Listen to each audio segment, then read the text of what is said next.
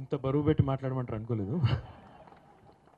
గౌరవనీయులు పెద్దలు, ఈ కార్యక్రమ అధ్యక్షులు, మీ తెలంగాణ ఎలక్ట్రిసిటీ ఇంజనీర్స్ అసోసియేషన్ అధ్యక్షులు సోదరులు శివాజీ గారు, పెద్దలు, గౌరవనీయులు, మరి తన సారథ్యంలో ఈరోజు ముఖ్యమంత్రి గారి మార్గనిర్దేశకత్వంలో ఎవరు ఊహించని విధంగా అసాధ్యం అనుకున్న కార్యక్రమాన్ని సుసాధ్యం చేసి తెలంగాణ రాష్ట్రం ఏర్పడ్డ అతి స్వల్ప కాలంలో 5.5 మాసాల్లోనే తెలంగాణలో పవర్ కట్స్ లేకుండా, విద్యుత్ కోతలు లేకుండా నిరోధించగలిగిన కార్యశీలి గౌరవనీయులు ట్రాన్స్కో అండ్ జెన్కో సిఎండి గారు దేవులపల్లి ప్రభాకర్ రావు గారు, గౌరవ శాసనసభ్యులు, పెద్దలు, ఉద్యమ నాయకులు, మరి మీ అందరికీ కూడా ఎల్లవేళలా అండగా ఉన్న పెద్దలు శ్రీనివాస్ గౌడ్ గారు, గౌరవ ఎస్పీడీసీఎల్ సిఎండి పెద్దలు రఘుమారెడ్డి గారు, ఎన్పీడీసీఎల్ సిఎండి గోపాలరావు గారు, జేఎండి ట్రాన్స్కో శ్రీనివాస్ గారు, గౌరవనీయులు వేదికపైన ఆసీనులైన మధుసూదన్ రెడ్డి గారు, జానయ్య గారు, ఇంకా మరి 2 డిస్ట్రిబ్యూషన్ కంపెనీల డైరెక్టర్లందరికీ, వేదిక ముందున్న పాత్రికేయ మిత్రులకు, మరి 24 గంటల కరెంట్ ఈరోజు అన్ని రంగాల్లో వస్తూ ఉంది అంటే తెలంగాణలో, దానికి కారణమైన మా ఎలక్ట్రిసిటీ ఇంజనీర్స్ సోదరులకు, సోదరిమణులందరికీ నా శిరస్సు వంచి మీ అందరికీ వినయపూర్వకంగా ధన్యవాదాలు తెలియజేస్తా ఉన్నాను.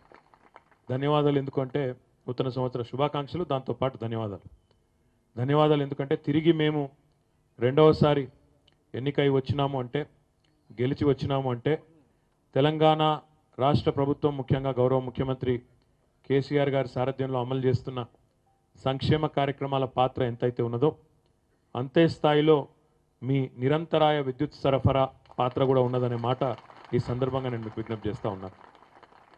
ఎందుకంటే కరెంటు లేనిదే ఈరోజు ప్రపంచం లేదు. ఎక్కడా కూడా ఏ మారుమూల కుగ్రామంలో కూడా ఈరోజు విద్యుత్ లేనిదే అక్కడ బతికే పరిస్థితి కూడా లేదు. తాగునీటికి కరెంటు, సాగునీటికి కరెంటు, ఇంట్లో కనీసం 1 గంట సేపు పడుకుందామంటే కరెంటు, దేనికైనా కూడా మన జీవితం ఈరోజు విద్యుత్తు చుట్టూ పరిభ్రమిస్తున్న మాట వాస్తవం అనే మాట ఈరోజు దేశవ్యాప్తంగా, ప్రపంచవ్యాప్తంగా ఒక కుగ్రామంలో, మారుమూల ప్రాంతంలో ఉన్నవారు కూడా గ్రహించక తప్పని పరిస్థితి, అంగీకరించక తప్పని పరిస్థితి. అట్లాంటి పరిస్థితుల్లో ఒక్కసారి గతం మననం చేసుకుంటే పెద్దలు చాలామంది చెప్పినారు, పునశ్చరణ కానీ మరి నేను కూడా చెప్తా ఉన్నా. ఒకనాడు ఇదే హైదరాబాద్లో ఇందిరా పార్క్ దగ్గర 3 రోజులు, వారానికి 3 రోజులు పవర్ హాలిడే ఇస్తుంటే తట్టుకోలేక, కార్మికులకు జీతభత్యాలు ఇవ్వలేక, పరిశ్రమలు నడుపుకోలేక, ఆఖరికి పారిశ్రామికవేత్తలు, పరిశ్రమల యజమానులు కూడా ఇందిరా పార్క్ దగ్గర ధర్నాలు చేయాల్సిన దుస్థితి. సబ్ స్టేషన్ల ముందు ధర్నాలు అయితే లెక్కనే లేదు. 5-6 ఏళ్ల కిందట నాకు బాగా గుర్తున్నది, మేము కూడా ప్రతిపక్షంలో ఉన్నప్పుడు ఒకసారి కాదు చాలాసార్లు సబ్ స్టేషన్ల ముందు ధర్నాలు చేసిన వాళ్ళమే. విద్యుత్ అధికారులను గదుల్లో పెట్టి, తలుపులు పెట్టి, గొల్లెం పెట్టి, ఫోటోలు ప్రెస్ వాళ్ళని పిలిచి వేసిన రోజులు పత్రికల్లో నాకంటే బాగా మీకే తెలుసు. ఒకచోట కాదు, రాష్ట్ర వ్యాప్తంగా జరిగే పరిస్థితి. కరెంటు కోతల వల్ల ఎక్కడికక్కడ విద్యుత్ సబ్ స్టేషన్లలో కుర్చీలు పగిలేది, అక్కడ అద్దాలు పగిలేది, దారుణమైన పరిస్థితి. పనిచేయాలంటేనే భయంకరమైన పరిస్థితి ఒకనాడు ఉమ్మడి ఆంధ్రప్రదేశ్లో ఉన్న మాట వాస్తవం. ఆఖరికి మానవీయ కోణంలో ఆలోచిస్తే, నేను ప్రాతినిధ్యం వహిస్తున్న సిరిసిల్ల నియోజకవర్గంలో అయితే ఒక రెస్కో ఉన్నది, సెస్ అనే పేరిట.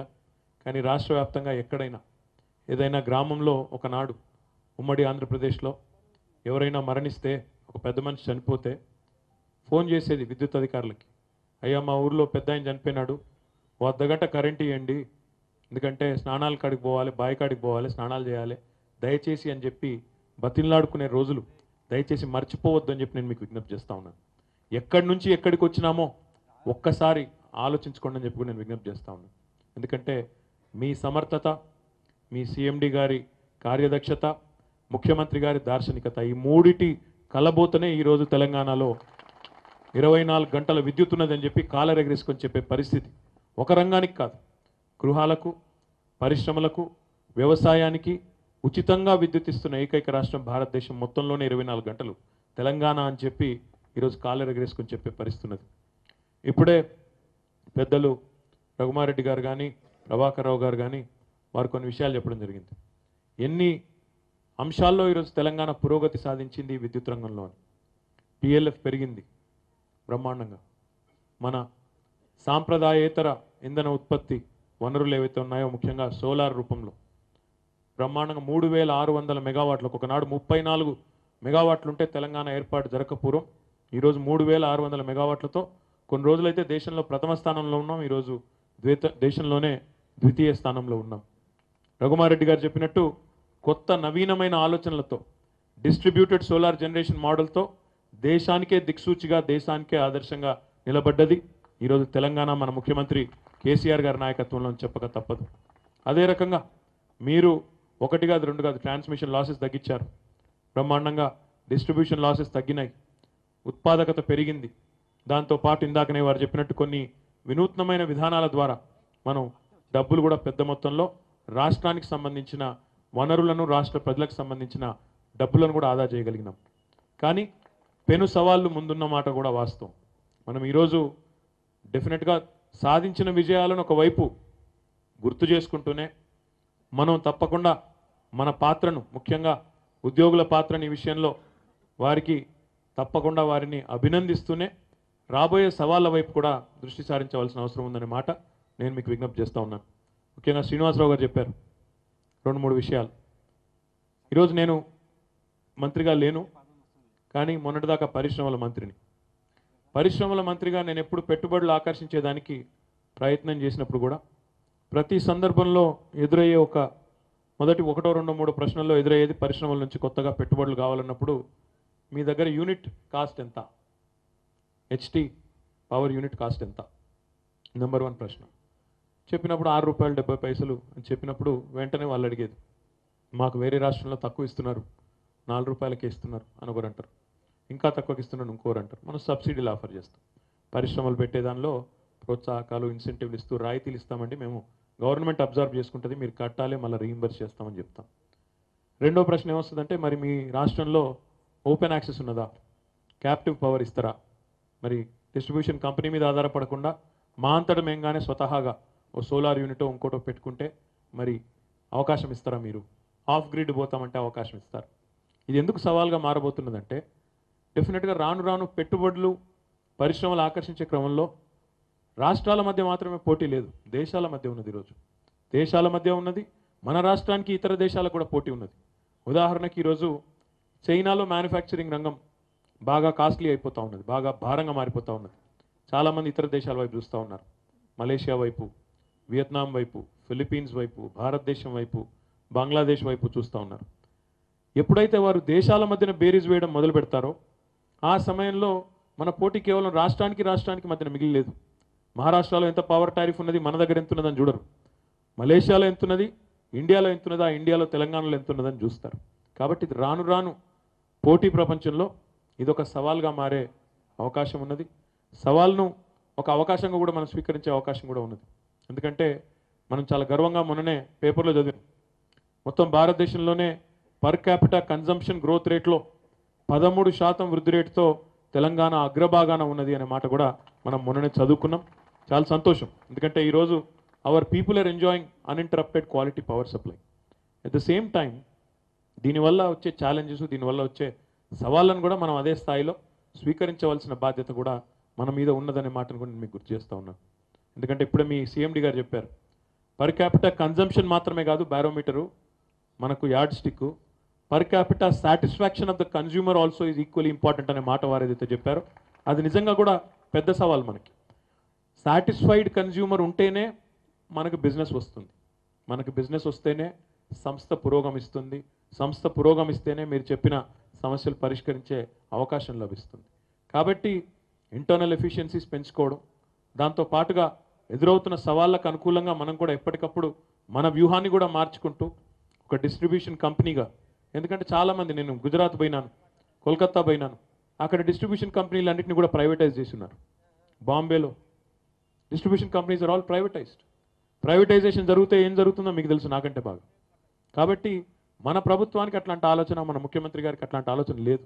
ఎందుకంటే చాలా సమర్థవంతంగా అద్భుతంగా డిస్ట్రిబ్యూషన్ కంపెనీలు నడుస్తున్నప్పుడు మనం ఎందుకు అటువైపు ఆలోచించాలనే ధోరణి మన ముఖ్యమంత్రి గారిది. మంచో చెడో మనమే చేస్తున్నాం, బ్రహ్మాండంగా నడుపుకుంటున్నాం, అట్లాంటప్పుడు ఎందుకు ఆ కార్యక్రమం చేయాలి అని. కానీ డెఫినెట్గా మనం ప్రైవేట్ డిస్ట్రిబ్యూషన్ కంపెనీలతో కూడా పోటీ పడే సత్తాను సంతరించుకోవాల్సిన అవసరం ఉంది. ఎస్పీడీసీఎల్ కానీ ఎన్పీడీసీఎల్ కానీ గవర్నమెంట్ ఈజ్ నాట్ ఇంట్రెస్టెడ్ అనుకొని మనం ఊరుకుంటే సరిపోదు.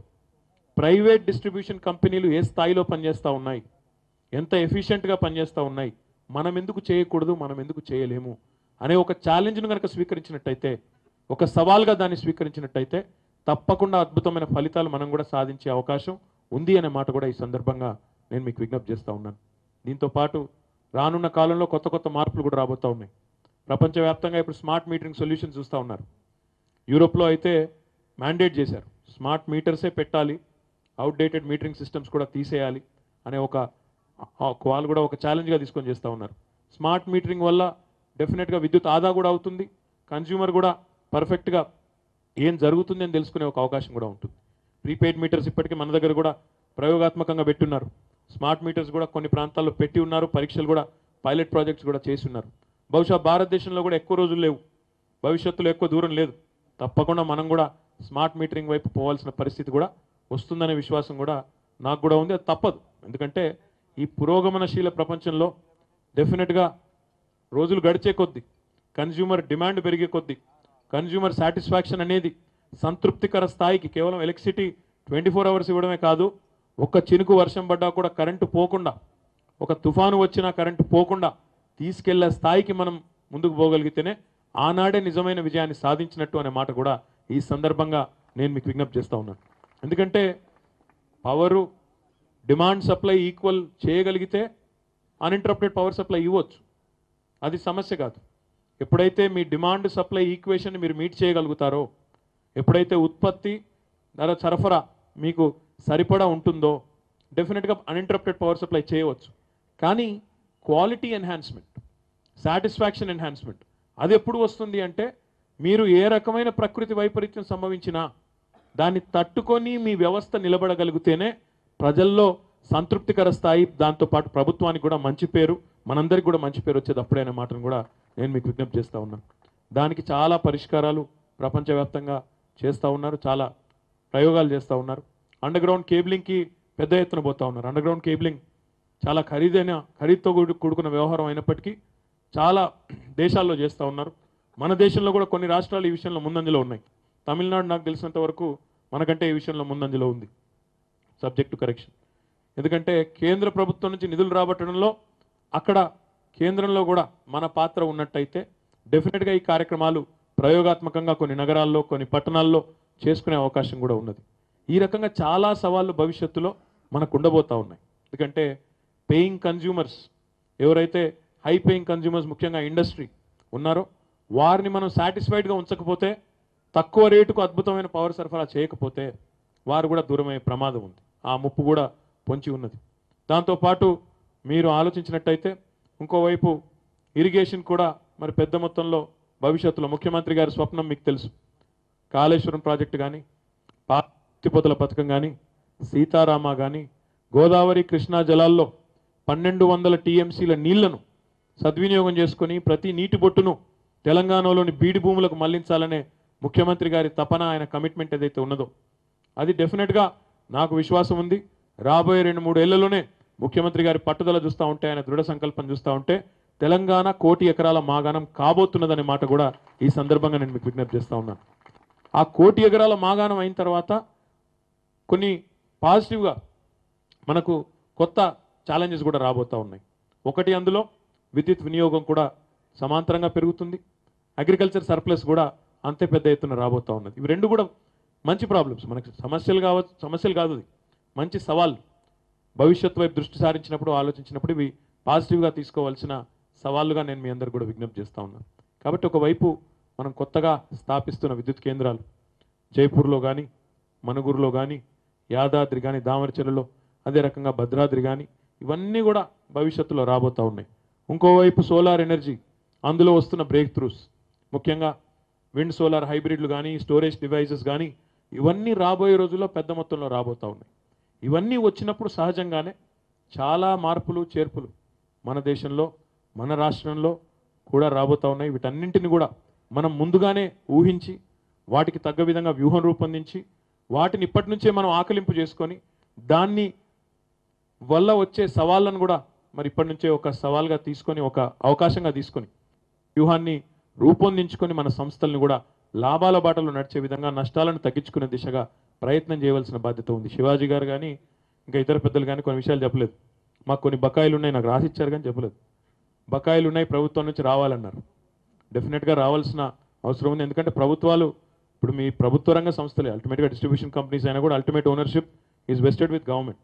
డిస్ట్రిబ్యూషన్ కంపెనీ ఎస్పీడీసీఎల్ కానీ ఎన్పీడీసీఎల్ కానీ ట్రాన్స్కో జెన్కో కానీ అల్టిమేట్గా అన్నీ కూడా ప్రభుత్వం మద్దతుతో ప్రభుత్వం దన్నుగా నిలబడితే నలిచే సంస్థలే. కాబట్టి వాటిని కూడా కాపాడుకోవాల్సిన అవసరం, ఇంత అద్భుతంగా మరి రాష్ట్ర ప్రజల కోసం సేవలు అందిస్తున్న ఈ కంపెనీలన్నింటినీ కూడా ఆర్థికంగా చూసుకోవాల్సిన బాధ్యత ప్రభుత్వం మీదే ఉన్నది. తప్పకుండా ప్రభుత్వ పెద్దలకు ఆ విషయం తెలుసు అనే మాట కూడా నేను మీకు విజ్ఞప్తి చేస్తూ ఉన్నా. ఉంటాయి, ఒడిదుడుకులు ఉంటాయి, సమస్యలు ఉంటాయి. వచ్చినప్పుడు వాటిని ఎట్లా అధిగమించాలనే వ్యూహం కూడా ప్రభుత్వంలో ఉండే పెద్దలకు, ముఖ్యంగా మన ముఖ్యమంత్రి కేసీఆర్ గారికి సంపూర్ణంగా ఉంది. ఈ విషయంలో మీరు ఎలాంటి ఆందోళన, ఎలాంటి ఆదుర్ద మీకు అవసరం లేదు. ప్రభాకర్ రావు గారు లాంటి మరి హాఫ్ సెంచరీ కొట్టబోతున్నారంట వారు ఫిబ్రవరి 10 నాడు. ఈ రంగంలో నా వయసు కూడా లేదు, హాఫ్ సెంచరీ నాకు 50 ఏళ్ళు కూడా లేవు, నాకు 42 ఏళ్ళు. మరి నా వయస్సు కంటే ఎక్కువ అనుభవం వారికి ఈ రంగంలో ఉన్నది. కాబట్టి వారికి నేను వచ్చి చెప్పాల్సిన అవసరం లేదు. ఇంకా ఇక్కడ వేదిక మీద కూర్చున్న అనుభవజ్ఞులకు నేను ఇంకొకరు చెప్పాల్సిన అవసరం లేదు. వారికి ముఖ్యమంత్రి గారి తోడ్పు, ఆయన ఆశీర్వాదం మెండుగా ఉంది. కాబట్టి నాకైతే ఎట్లాంటి రెండో ఆలోచన లేదు. తప్పకుండా విద్యుత్ సంస్థలన్నింటినీ కూడా గౌరవ ముఖ్యమంత్రి గారే స్వయంగా మీ బాగోగులు సంపూర్ణంగా, మీ యోగక్షేమాలు అన్నీ వారే చూసుకుంటారు. ఎందుకంటే వారికి మీ మీద అపారమైన ప్రేమ కూడా ఉంది. అది కూడా చెప్తా ఉన్నా నాకు, ఎందుకంటే సందర్భాలు గుర్తున్నాయి. పిఆర్సీ విషయంలో ఒక సందర్భంలో ఉద్యోగులు, శ్రీనివాస్ గౌడ్ గారికి తెలిసింది, రాష్ట్ర ప్రభుత్వ ఉద్యోగులు విద్యుత్ వాళ్ళకి ఇచ్చినారు, మాకెందుకు ఇవ్వలేదని అడిగినారు. మీకు ఇచ్చిన తర్వాత రెండోసారి అడిగితే వారు ఒకటే అన్నారు, వారితో మీరు దయచేసి పోల్చుకోకండి, వాళ్ళ వ్యవస్థ వేరు, వాళ్ళ పరిస్థితి వేరు, వాళ్ళు పనిచేస్తున్న పద్ధతులు వేరు, దయచేసి వారితో మీరు పోల్చుకోకండి అని కూడా విజ్ఞప్తి చేశారు. అంటే మీ మీద ఆ స్పెషల్ కాన్సన్ట్రేషన్ కానీ, స్పెషల్ అభిమానం కానీ గౌరవ ముఖ్యమంత్రి గారికి ఉంది. కాబట్టి మీరు ఎలాంటి ఆందోళన, ఎలాంటి రెండో ఆలోచన మీకు అవసరం లేదు. ఇప్పుడు వారు చెప్పారు మాకు ఒక హౌసింగ్ అని, ఇంకా మా జీపీఎఫ్, ఈపీఎఫ్ అని, ఇవన్నీ కూడా నేను చెప్తా ఉన్నా కదా, కేసీఆర్ గారు ఇవన్నీ కూడా చిన్న చిన్న అంశాలు. కాబట్టి వాటి విషయంలో మీరు ఏమాత్రం ఆందోళన పడకండి. తప్పకుండా అన్ని సహకారం అవుతాయి, అన్ని సానుకూలంగా సహకారం అవుతాయి. ఇప్పుడు నేను మంత్రిగా లేను, నేను ఎటుపడితే అటు మాట్లాడరాదు, నేను ఎటుపడితే అటు మాట్లాడరాదు. నేను కేవలం ప్రభుత్వ దృష్టికి తీసుకుపోతా అన్న వరకు మాత్రం చెప్పగలుగుతా. కానీ అంతకంటే ఎక్కువ చెప్తా, కెమెరాలు ఉన్నారు కదా, నన్ను రాజ్యాంగేతర శక్తి అని చెప్పి తెల్లారి తాటికాయ అంత అక్షరాలతో రాస్తాను. కాబట్టి నేను వాళ్ళకి ముందే చూస్తుంటారు ఎక్కడ దొరుకుతారా అని, అంతేనా తమ్ముళ్ళు? కాబట్టి ప్రభుత్వ దృష్టికి తీసుకొని పోయి, పొలిటికల్గా కరెక్ట్ మాట అవుతుందో అదే చెప్పాలి, ప్రభుత్వ దృష్టికి తీసుకొని పోయి మీ సమస్యలను సానుకూలంగా పరిష్కరించే దిశగా గౌరవ ముఖ్యమంత్రి గారికి మీ తరపున, మీ సోదరుడిగా నేను నివేదిస్తానని చెప్పి కూడా నేను తెలియజేస్తూ, మరొకసారి మీ అందరికీ నూతన సంవత్సరం మరియు సంక్రాంతి శుభాకాంక్షలు అడ్వాన్స్గా చెప్తూ, చివరిగా ఒక్క మాట, ఇప్పటిదాకా సాధించిన ఫలితాలు సంతృప్తికరం, అందులో అనుమానం లేదు. కానీ రఘుమారెడ్డి గారు ఒక మాట అన్నారు, అప్పుడు మీరు చప్పట్లు కొట్టలే. మనం రెట్టింపు ఉత్సాహంతో పనిచేయాలన్నారు, సగం మంది చప్పట్లు కొట్టలేదు. కానీ ఒక విజ్ఞప్తి, ఈ విద్యుత్ రంగం భవిష్యత్తులో, నేను ఇప్పుడే చెప్తా ఉన్నాను, మీ పెద్దలందరికీ తెలుసు, నేను చెప్పేది కొత్త ఏం కాదు, మీకు కూడా తెలుసు, పెను సవాళ్ళను ఎదుర్కోబోతూ ఉంది. డెఫినెట్గా వస్తున్న మార్పులు అట్లాంటివి, వస్తున్న చేర్పులు అట్లాంటివి. డెఫినెట్గా వాటిని తట్టుకుంటూ నిలదొక్కుకోవాలి. ఇప్పుడు నడుస్తున్న పద్ధతిలో సంతృప్తికర స్థాయిలో నడవాలి అంటే ఎప్పటికప్పుడు కాలానుగుణంగా దయచేసి మనం కూడా, ఇంతకుముందు నేను చెప్పినట్టు ప్రైవేట్ డిస్కామ్లు ఏవైతే ఈరోజు మనతో పోటీ పడుతూ రాణిస్తున్నాయో వాటిని తలదన్నే విధంగా రాణించాల్సిన బాధ్యత మన మీద ఉన్నది, ఆ బాధ్యత ఉద్యోగుల మీదనే ఉన్నదనే మాట మళ్ళొక్కసారి మీకు విజ్ఞప్తి చేస్తూ, అవకాశం ఇచ్చిన శివాజీ గారికి, వారి మొత్తం బృందానికి, వారి ఆఫీస్ బేరర్స్ అందరికీ, ముఖ్యంగా శివాజీ గారి విషయంలో ఒక మాట చెప్పాలి, ఎక్స్ట్రీమ్లీ పాజిటివ్ మ్యాన్. ఎప్పుడు ఏ సమస్య వచ్చినా తొనకకుండా వెనకకుండా పాజిటివ్గా స్వీకరించే ఆలోచన, పాజిటివ్గా స్వీకరించే లక్షణం ఉండే నాయకుడు మీ సంఘానికి ఉండడం మీ అదృష్టం. ఎందుకంటే ఎప్పుడు ఏ సందర్భంలో ముఖ్యమంత్రి గారిని కలిసినా, మమ్మల్ని మంత్రులు ఎవరిని, శాసనసభ్యులు ఎవరిని కలిసినా మీ సమస్యలు తప్ప తన సమస్యలు అయితే నాకు ఏందో కూడా తెలియదు. ఆయన ఇప్పటివరకు ఎప్పుడు చెప్పినా మీ సంఘ సమస్యలు, మీ ఇంజనీర్ సమస్యలు, మీ అసోసియేషన్ సమస్యలు తప్ప వేరే చెప్పలేదు. సంఘ భవనం అన్నారు, ఇంకా ఒకటి రెండు చిన్న విషయాలు చెప్పారు. అవన్నిటిని కూడా నేను వారితో మళ్ళీ ప్రత్యేకంగా కూర్చొని తప్పకుండా ప్రభుత్వంలో ఉండే పెద్దల దృష్టికి తీసుకొచ్చి పరిష్కరించే ప్రయత్నం చేస్తానని చెప్పి తెలియజేస్తూ, మీ అందరికీ నూతన సంవత్సర శుభాకాంక్షలు. Thank you. జై తెలంగాణ.